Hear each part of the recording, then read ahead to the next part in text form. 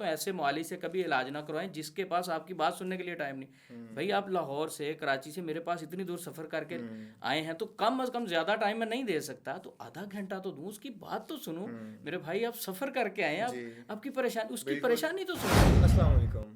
آج ہم magic solutions میں علاج کے حوالے سے کچھ چیزوں کو ڈسکس کر رہے ہیں کہ ہمارا علاج کا پیٹرن کیا ہے اور کس طرح سے ہے.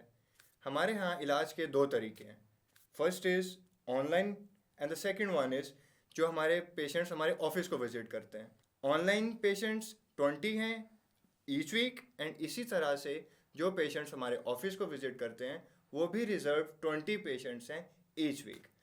اچھا, اس میں مختلف چیزیں ہیں. جس طرح ہم نے دیکھا ہے کہ لوگ جو ہیں آفس میں تو وزٹ کرتے ہیں, ان کے لیے وہاں پر آفس میں آنا, وہاں پر ڈیٹیکٹ کرنا, ان کو ڈائگنوز کرنا, ان کو گائیڈ کرنا, ان کو کنسلٹ کرنا, یہ تو تھنکیبل ہے, اپروچیبل ہے.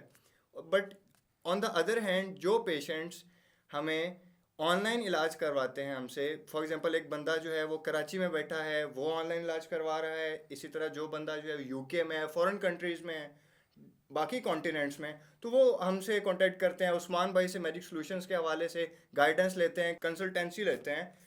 تو ہمارا کچھ آڈینسز کے کویسچنس تھے کہ آپ جو ہے وہ اپنا جو آن لائن جو عثمان بھائی علاج کا ہے سلسلہ ہے یہ کس طرح سے ہے اور آپ اس کو کیسے پروسیڈ کرتے ہیں.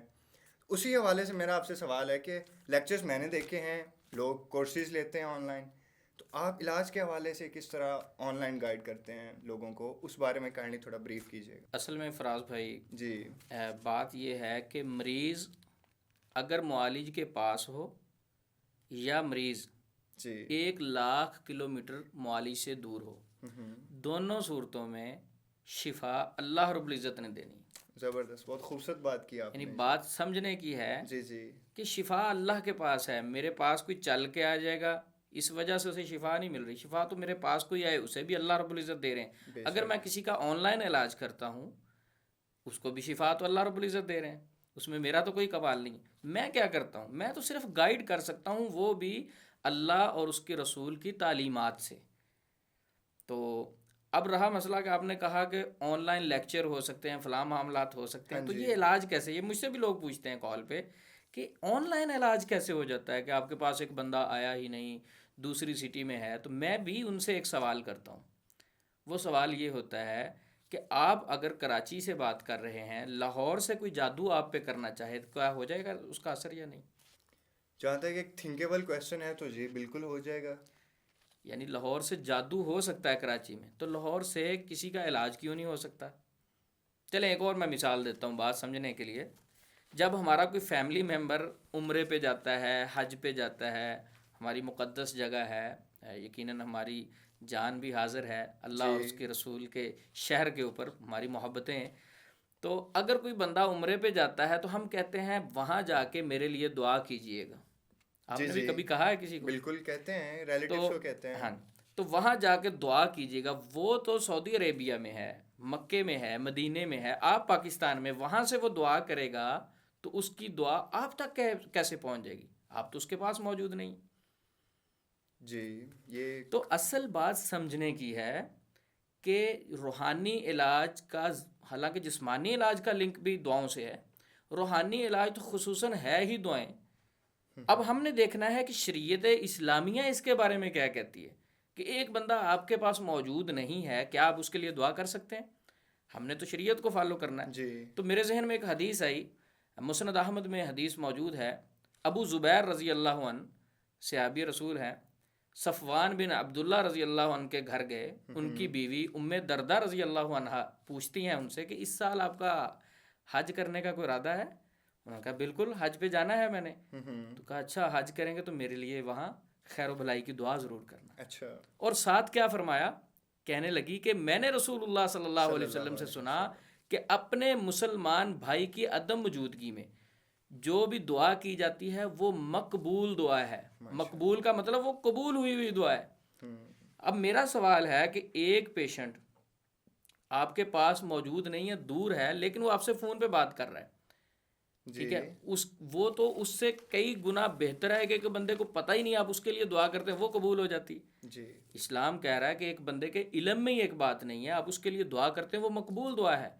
یہ تو آن لائن میں اس سے بات ہو رہی ہوتی ہے، وہ اپنے مسئلے بتا رہا ہوتا ہے، میرے ساتھ یہ ایشو ہے، یہ ایشو ہے، فلاں معاملہ چل رہا ہے، تو ہم اس کے لیے دعا کرتے ہیں. بلکہ اب تو وہ کیمرے کی سہولت بھی موجود ہے. بہت ساری فیملیز ایسی ہیں وہ کہتے ہیں ہم کیمرے کے سامنے بیٹھ کے آپ سے علاج کروانا چاہتے ہیں، لائیو بیٹھ کے. ہاں، اور لائف دوسری بیٹھ کے. کنٹریز میں وہ اکثر لائیو میرے ساتھ بات کرتے ہیں. جی تو اب اس میں آپ کیا کہیں گے؟ تو بات یہ ہے کہ جو آن لائن علاج ہے، زیادہ تر روحانی علاج میں پیشنٹس کو گائیڈنس چاہیے. فراز، میرا جو ماٹو ہے وہ ایجوکیٹ کرنا ہے. میں لوگوں جی کو ایجوکیٹ کر رہا ہوں. میں نے لوگوں کو گائیڈ کرنا ہے کہ اصل حقیقت کیا ہے. اسلام میں 1400 سال پہلے روحانی حوالے سے ہر مسئلے کا حل اسلام نے بتا دیا ہے. ہر مسئلے کا حل اسلام نے ہمیں بتا دیا ہے. بے شک. لیکن آج کل یہ ساری چیزیں شرعی حوالے سے لوگوں کو پتہ نہیں تھی. الحمدللہ آج کل بہت سارے لوگ ماشاءاللہ گائیڈ کر رہے ہیں، بڑی خوشی ہوتی ہے قرآن و سنت سے. تو ہم صرف لوگوں کو ایجوکیٹ کرتے ہیں. ہاں، جو رقیہ ہے، جو دعا ہے، وہ تو عدم موجودگی میں ہو سکتی ہے. آن لائن تو پھر بھی بات ہو رہی ہوتی ہے. تو اس لیے اس حدیث سے مجھے یہ سمجھ لگتی ہے کہ عدم موجودگی میں دعا کر سکتے ہیں. اور میں بہت سارے پیشنٹس کا الحمدللہ علاج کر چکا ہوں اور کرتا بھی ہوں. اور میرے پاس آفس میں بھی پیشنٹ آتے ہیں اور کچھ لوگ آن لائن. میں اس کو کہتا ہوں کہ بہتر ہے کہ ہمارے پاس پیشنٹ آ جائے، کیونکہ ذہن پیشنٹ کا مطمئن ہو جاتا ہے کہ معالج میرے سامنے بیٹھا. ہاں جی. حالانکہ یہ ضروری نہیں ہے. اچھا. دونوں معاملات میں دعا کا سلسلہ ہے. میرے پاس کوئی آئے گا وہ بھی دعا ہے، میں نے لکھ کے بھی دعا دینی ہے. وہ جو لکھ کے میں نے آفس میں دعا دینی ہے. ایک پیشنٹ میرے پاس سفر کر کے آتا ہے، 100 کلومیٹر 300 کلومیٹر 2-4 گھنٹے سفر کرتا ہے، تو میرے پاس آتا ہے، ایک میں چیز لکھ کے دے رہا ہوں، جی. وہی چیز میں اسے واٹس ایپ پہ بھی سینڈ کر سکتا ہوں، میں گائیڈ بھی کر سکتا ہوں. یہ صرف ذہن کو مطمئن کرنے کی بات ہے. ٹھیک. صرف گائیڈنس چاہیے. ہمارا مقصد لوگوں کو ایجوکیٹ کرنا. بلکہ میں تو ویڈیوز میں بھی کوئی چیز نہیں چھپاتا. آپ میری ویڈیوز اٹھا کے دیکھ لیں، کتنے پروگرام ہو چکے ہیں. میں اس میں ہر چیز بتانے کے بعد میں وظیفہ بھی بتاتا ہوں. میں تو کوئی چیز چھپاتا ہی نہیں. میرا ذاتی موقف یہ ہے کہ اگر کسی کی عدم موجودگی میں اس کے لیے دعا کی جا سکتی ہے، اگر سعودی عرب سے کی ہوئی دعا پاکستان میں کسی آدمی پر اثر ہو سکتا ہے، تو علاج بھی یہ دعا، علاج میں بھی دعا ہی ہے. تو میں اس لیے یہ دعا کرتا ہوں. اچھا عثمان بھائی، ایک اور چیز ہے کہ پیشنٹس کی جو یہ ریزرویشن ہے، اس حوالے سے آپ کیا کہتے ہیں کہ آپ پیشنٹس بڑے ریزرو پیشنٹس رکھتے ہیں، تو اس حوالے سے کچھ بتائیں گے؟ بہت اچھا سوال آپ نے پوچھا ہے. یہ میں 20 پیشنٹ لیتا ہوں آفس میں اور 20 ہی لیتا ہوں آن لائن میں. جی. دیکھیں، میرے پاس جو آفس میں پیشنٹ آتا ہے نا، جی. میں کہتا ہوں ایک بندہ میرے پاس چل کے آئے، میں اس کا حق ادا کروں. میں بار بار چکر لگوانا پسند نہیں کرتا. میں نہیں چاہتا کہ میرے پاس پیشنٹ ایک آیا، دوسرے مرتبہ پھر آیا، زیادہ سے زیادہ 3 بار، بہت زیادہ ہو 4 بار. میں کہتا ہوں میرے پاس پیشنٹ زیادہ نہ آئے. مجھے تو ایسے واقعات بھی سننے کو ملتے ہیں. بہت سارے پیشنٹ کہتے ہیں ہم فلاں جگہ سے 5 سال سے علاج کروا رہے ہیں، فلاں جگہ سے 3 سال سے علاج کروا رہے ہیں. میں کہتا ہوں بھائی کوئی بی ایس سی کر رہے ہیں آپ وہاں، کوئی کورس کر رہے ہیں وہاں. 5 سال ہو گئے. ماحول کا بھی اثر ہوتا ہے. جی. آپ دیکھیں نا فراز بھائی، ایک جگہ آپ جائیں اور وہاں کا جو ماحول ہے وہ بھی آپ پہ اثر کر رہا ہوتا ہے. جی. ایسا. ہاں جی. اب ایک جگہ کنٹینیو 3 سال سے جا رہے ہیں، 4 سال سے جا رہے ہیں، آپ کا تو ذہن، آپ کو تو دیواروں پہ بھی جنات نظر آئیں گے. ٹھیک ہے. تو اصل بات اس میں سمجھنے کی یہ ہے کہ میں کم پیشنٹ کو بلاتا ہوں، اور جو پیشنٹ میرے پاس آتا ہے میں اسے اس کی فیملی کے ساتھ، محرم کے ساتھ، پیرنٹس کے ساتھ، میں اپنے روم میں، میرا ایک الگ روم ہے، تو اس میں ہی میں پیشنٹ کو بلاتا ہوں. اپنی فیملی میں وہ بیٹھتے ہیں اور ان کی جو پرسنلی معاملات ہیں ان کو راز میں بھی رکھا جاتا ہے. الحمدللہ ہمارے پاس امانت ہے. تو وہ ساری چیزیں جو ڈسکس ہم سے کرتے ہیں، ہم آدھا گھنٹہ ٹائم انہیں دیتے ہیں. اسی پیشنٹ کا ہوتا ہے. بہت سارے ایسے مریض بھی آ کے کہتے ہیں ہم جاتے ہیں معالج ہماری بات نہیں سنتے. میں کہتا ہوں ایسے معالج سے کبھی علاج نہ کروائیں جس کے پاس آپ کی بات سننے کے لیے ٹائم نہیں. بھائی آپ لاہور سے، کراچی سے میرے پاس اتنی دور سفر کر کے آئے ہیں، تو کم از کم زیادہ ٹائم میں نہیں دے سکتا، تو آدھا گھنٹہ تو دوں، اس کی بات تو سنوں. میرے بھائی آپ سفر کر کے آئے ہیں، آپ کی پریشانی، اس کی پریشانی تو سنیں. تو اس لیے میں صرف 20 پیشنٹ لیتا ہوں، کیونکہ آدھا گھنٹہ میں ہر پیشنٹ کو اپنے دیتا ہوں. ٹھیک ہے. اور اس میں 10 گھنٹے میں بیٹھ سکتا ہوں. اس میں آپ کو پتا نماز کا وقت بھی ہے، کھانے کا بھی ہے، باقی معاملات بھی ہیں. تو میں 10 گھنٹے بیٹھتا ہوں اور میں پورے اپنے پیشنٹس کو دیتا ہوں. آدھا گھنٹہ ہر پیشنٹ کے لیے میں نکالتا ہوں. اور اس سے زیادہ اگر کوئی پیشنٹ میرے پاس آتے ہیں، مثلا کچھ پیشنٹ ایسے بھی ہیں ان کو آفس کا پتہ ہے، وہ بغیر ٹائم لیے آ جاتے ہیں، تو مجھے معذرت بھی کرنا پڑتی ہے، کیونکہ ایک بندے جس سے میں نے وعدہ کیا میں تو پہلے اسے ٹائم دوں گا، بے شک میرا کوئی جاننے والا آ جائے. تو یہ چیز ہے. میں اس سے 20 سے زیادہ نہیں لیتا. آن لائن بھی صرف میں 20 لیتا ہوں ویک میں، اور آفس میں بھی میں صرف 20 پیشنٹ اس لیے لیتا ہوں، میں ان کو ان کا وقت پورا دیتا ہوں. فراز بھائی چلیں ایک اور بات میں کرتا ہوں آپ سے. جی. آپ نے کہا کہ 20 پیشنٹ ہی کیوں لیتے ہیں. جی. جی. چلیں ہم ایسے کرتے ہیں، مجھے دن میں 500 سے 600 کال آتی ہے. میں سب کو کہتا ہوں آ جائیں آفس میں آ جائیں. ایک طریقہ یہ ہے کہ میں آفس میں 10 بجے آؤں اور میں کہوں جی 12 بجے میں یا 11 بجے رقیہ سٹارٹ کروں گا. 50-60 پیشنٹ کٹھے آ جائیں, خواتین الگ بیٹھ جائیں, مرد الگ بیٹھ جائیں, درمیان میں کپڑا بھی پراپر پردے کے لیے لگا ہوا ہو, پردہ بھی لگا ہوا ہو. میں سب ایک روم میں خواتین بیٹھ جائیں, ایک روم میں مرد بیٹھ جائیں, اور میں اسپیکر لگا لیتا ہوں. ایک اسپیکر ادھر لگا ہوا ہے, ایک خواتین کی طرف لگا ہوا ہے. میں مائک میں پڑھنا شروع کر دیتا ہوں. میں ایسے پیشنٹ ریشو زیادہ لے سکتا ہوں. 50 خواتین ایک روم میں بیٹھ جائیں, 50 مرد ایک روم میں بیٹھ جائیں, میں پردے کے ساتھ میں یہ معاملہ کر سکتا ہوں. لیکن آپ کو ایک بات بتاؤں, اس کا نقصان ہوتا ہے. اچھا, وہ کس طرح جی؟ اب میں پیشنٹ کو الگ ٹائم دینے کی اس کی بہت ساری حکمتیں ہیں. میرا تجربہ ہے الحمدللہ 13 سال کا تجربہ ہے. میں الگ اس لیے ٹائم دیتا ہوں, ہر پیشنٹ کا سیم مسئلہ نہیں ہوتا. کسی کو نفسیات کا ہوتا ہے, کسی کو جنات کا ہوتا ہے, کسی کو نظر بد کا ہوتا ہے, کسی کو کچھ بھی نہیں ہوتا, وہ بیچارہ چیک اپ کروانے آتا ہے کہ آیا مجھے مسئلہ ہے یا نہیں. اچھا, یہ سارے پیشنٹس آپ کے پاس اکٹھے اگر آئیں, آپ کٹھے رقیہ کرتے ہیں, مثلا ایک روم میں 20 خواتین بیٹھی ہیں, ان میں سے ایک کو اوریجنل جنات کا مسئلہ ہے, ایک کو نظر بد کا مسئلہ ہے, ایک کو وہم کا مسئلہ ہے, وہم ہے, اسے کوئی مسئلہ نہیں, ٹینشن ہے, ایک ویسے چیک اپ کروانے آئی ہے. خواتین ویسے بھی دل کی بیچاری کمزور ہوتی ہیں. اب ہوتا کیا ہے کہ مائک میں جب میں پڑھنا شروع کروں تو ایک خاتون جس کو جنات کا مسئلہ وہ چیخیں مارنا شروع کر دیں, تو کیا وہ ساری خواتین ڈر جائیں گی یا نہیں؟ ظاہر سی بات ہے, خوف تو ان پر بھی طاری ہو جائے گا. اسی طرح ساری خواتین پر خوف طاری ہو جائے گا. وہ جو خوف ہے اسی کو میں جادو اور جنات کہتا ہوں. شیطان کیا کرتا ہے, یوسوس فی صدور الناس, وسوسے ڈالتا ہے. اب وہ جب جنات اس میں حاضر ہو کے چیختے ہیں, چلاتے ہیں, وہ خوف خواتین پر ایسا مسلط ہوتا ہے.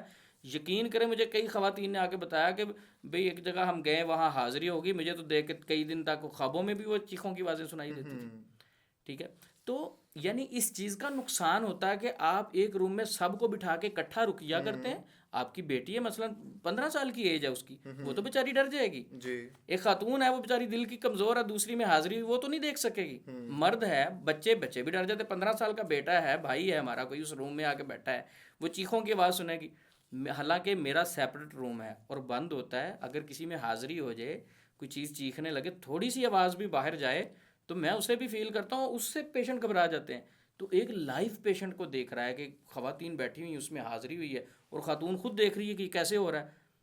ٹھیک ہے, اور اس سے بہت سارے اور مسائل بھی معاشرے میں شروع ہوتے ہیں کہ جو نفسیاتی والے سے. دیکھیں, جنات جادو جو ہے نا, یہ نفسیات پہ. موسیٰ علیہ السلام کے سامنے کیا تھا, رسیاں پھینکی گئی تھی, رسیاں پھینکی گئی تھی, لیکن ان کو سانپ نظر آ رہے تھے. یعنی جو جادو ہے ایک چیز کو اس کی اصل حالت سے, حقیقت سے بدل کے پیش کرتا ہے. تو جب آپ خوف میں چلے جاتے ہیں, آپ کا گمان چینج ہوتا ہے, ڈر اور خوف آپ پہ مسلط ہوتا ہے. شیطان اس خوف کی حالت میں ایزیلی وسوسہ ڈالتا ہے. یہ بات بھی ذہن میں رکھیں کہ جنات انسان میں جو داخل ہوتے ہیں مختلف مواقع ہیں. ان میں سے ایک موقع وہ ہے جب انسان اندر سے ڈرتا ہے, ٹوٹ جاتا ہے اندر سے, اس وقت بھی شیطان انٹری ڈالتا ہے انسان کے اندر. تو ہم نے لوگوں کا خوف ختم کرنا ہے. میرا عزم یہ ہے, میں نے لوگوں کا خوف ختم کرنا ہے. جس پلیٹ فارم پہ بیٹھ کے مجھے بات کرنے کا موقع ملے گا, میں نے لوگوں کو ڈرانا نہیں, میں نے خوف کم کرنا ہے. میں بھی اذکار کرتا ہوں, دعائیں کرتا ہوں. میں کوئی فرشتہ تو ہوں نہیں, میرے اوپر بھی جنات کا اثر ہو سکتا ہے. میرے اندر سے خوف کیسے ختم ہوا, اس کی وجہ کیا ہے, میں نے ایجوکیشن لی, میں نے پڑھا ہے, میں نے تعلیم حاصل کی, میں نے بہت زیادہ بکس کا مطالعہ کیا, میں نے اسلام کو فالو کیا, اور اس میں باریکی میں جا کے دیکھا کہ اسلام ہر چیز کا حل دیتا ہے. جب میں خود ایجوکیٹ ہوا, میں نے پڑھا, اپنے آپ کو تعلیمی حوالے سے اسٹرانگ کیا, تو الحمدللہ آج میرا خوف ختم ہو گیا. ٹھیک ہے, ہم نے جب قوم کو بھی انشاءاللہ ایجوکیٹ کرنا ہے, ان کو بھی تعلیم دینی, تو ان کا بھی انشاءاللہ خوف ختم ہو جائے گا. تو باقی انشاءاللہ آن لائن ہم علاج کرتے ہیں, اور میں نے بہت سارے پیشنٹس کا کیا, اللہ شفا بھی دیتے ہیں, اور میرا تجربہ ہے الحمدللہ. بسم اللہ الرحمن الرحیم قل اعوذ برب الناس ملک الناس الہ الناس من شر الوسواس الخناس. چلیں, ہوپ فلی آپ نے کویسچن کو بڑے اچھے سے آنسر کیا. انشاءاللہ لوگوں کو بڑے اچھے سے اس کی سمجھ آ گئی ہوگی. سیٹ اپ میں اگر آپ آنا چاہتے ہیں آفیشلی, جو آفس وزٹ کرنے کے لیے, یا آپ جو ہے ہمارے آن لائن سیشنز لینا چاہتے ہیں, تو کائنڈلی پہلے ریزرویشن ضرور کروائیے اپنی. کانٹیکٹ کیجیے, ڈسکرپشن پہ نمبر چل رہا ہوتا ہے, وہاں پر اپنا نمبر پہ کانٹیکٹ کیجیے, اپنی بکنگ کروائیے, اور do visit with your guardians please. Thank you so much. خیال رکھیں اپنا, stay safe, stay at home. اللہ حافظ.